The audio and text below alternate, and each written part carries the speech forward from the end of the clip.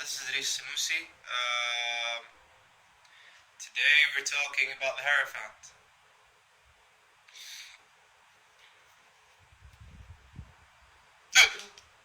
So, we got the Hierophant is about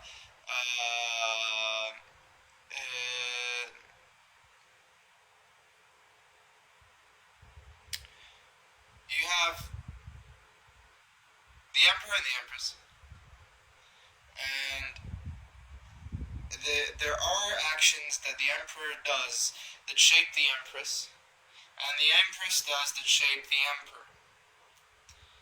And the Emperor shapes himself by his actions, and the Empress shapes herself by their actions, and that is done by projection of the selves by the self onto others, and the social interactions with your peers, with your lovers, etc. And your father and your mother, of course, is the beginning. Now, the bond between the father and the mother in real life,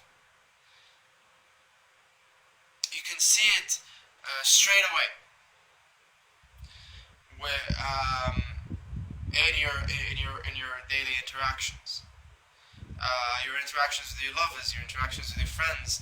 You've learned them somewhere, most probably you've learned them from your mother and your father. Now let's move on to the next step.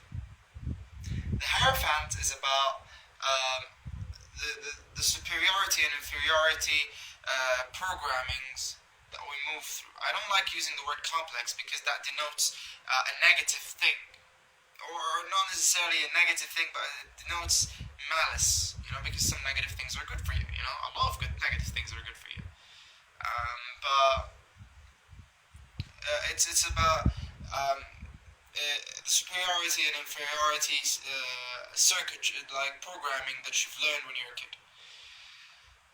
Now when you're going into a new job and you find this fatherly character who's basically going to, and you try to actually, sometimes it doesn't exist, and you find a guy and you hope he is this fatherly character who's going to teach you the ins and outs of the job, how to take the best advantage of the situation. He's basically, you hope that he's that case, but most of the time he isn't. It's just your hopes and dreams, and you dress them up to that person. And here's the thing, is because you want to decrease your productivity level. When you're a kid, you're learning the programming when you get programmed in your kid, you're programmed to become inferior to your father and your mother, and social surroundings. You're treated as a child. You're treated as an infantile. You're treated as an infant who basically doesn't know what to do. Well, the fact of the matter is, the kid has better learning skills, 10 times fold better learning skills than the father and the mother. But we actually get to the point where we actually dwarf our kids. We dwarf them to the extent of them feeling, to the extent of them getting programmed that getting dwarfed is good for you. And it would be good to dwarf yourself instead of shining in public places. It's good to dwarf yourself, and you can even find it in schools where they put where all kids wear the same uniform, and if they don't wear the same, and the kid who wears something, so nobody wears something better than the other person, you're not allowed to compete when you're a kid. Even when you try to compete, they tell you shouldn't. You should be same. You're not allowed to shine. You're not. Anyway, I don't wanna get emotional about it, but that's the case, So when you get emotionally dwarfed, you kind of learn it as a projection. You learn it as a programming that it's better for you to get dwarfed, so you can be assured the security of your life, at that stage. So that's why you get the necessity to find lovers when you just met a bunch of new friends. You feel this urge and necessity that you gotta make friends with those people. You gotta find lovers within those people and all that shit. This is because you want to find new mommies and daddies in those people, so you can actually assure yourself that you're gonna produce less yet get more.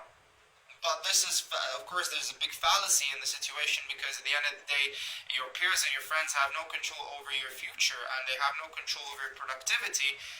You're the only one who has control over your productivity. You know. Now, the superiority and inferiority, when someone, like, you see them a lot in a lot of places, and you become them. Actually, I have always had this problem up until recently, is that I always wanted to be superior to people. I always wanted to show off my capabilities, and I always wanted to become a master. That kind of attitude, too cool for school kind of shit. But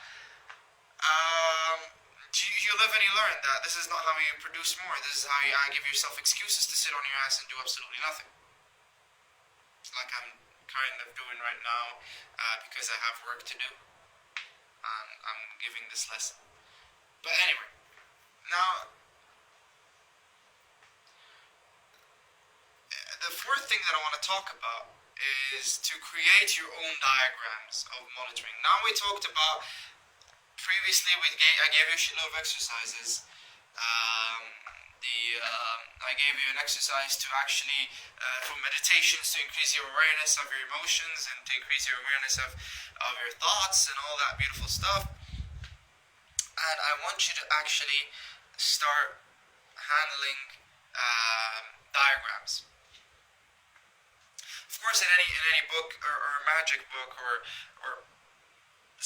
self-development books or whatever, you'll find always diagrams in them about people who did self-monitorings of themselves, and they wrote them down in those books. Now, I wouldn't show you what I do for my diagrams. I don't want to give you a key to it, so I don't want you to end up like just another copycat. Actually, I want you to do your own diagrams. So the homework for today is start mapping out your emotions. Map out your emotions. And map out your emotions in the sense where you try to analyze the circuits. Like, I feel this when that happens and this when that happens.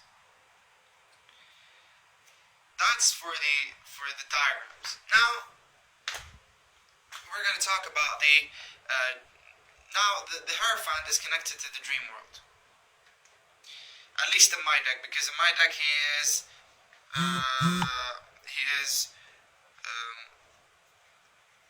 Morpheus, the god of dreams. And he has his own comic book. It's called Sandman. It's written by Neil Gaiman. It's a classic comic book. Anyway, here it is. Okay.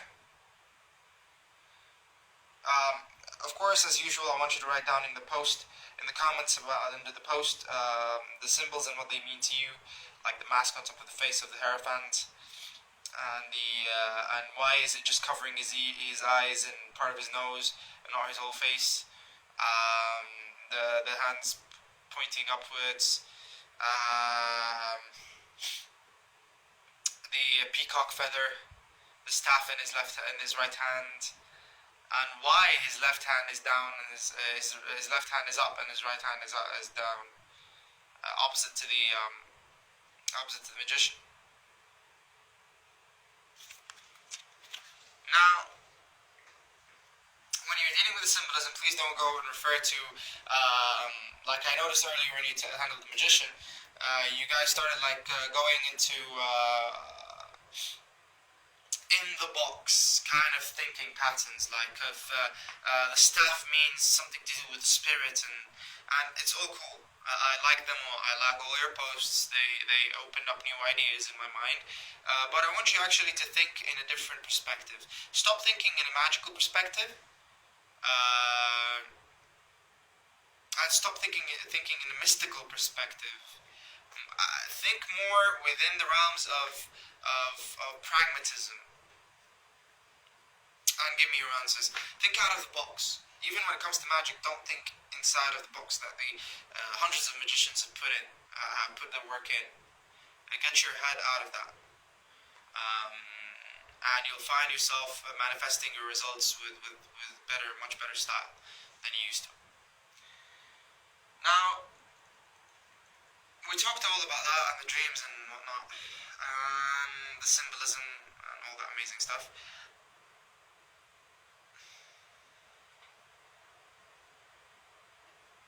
Yes, the homework. Seriously.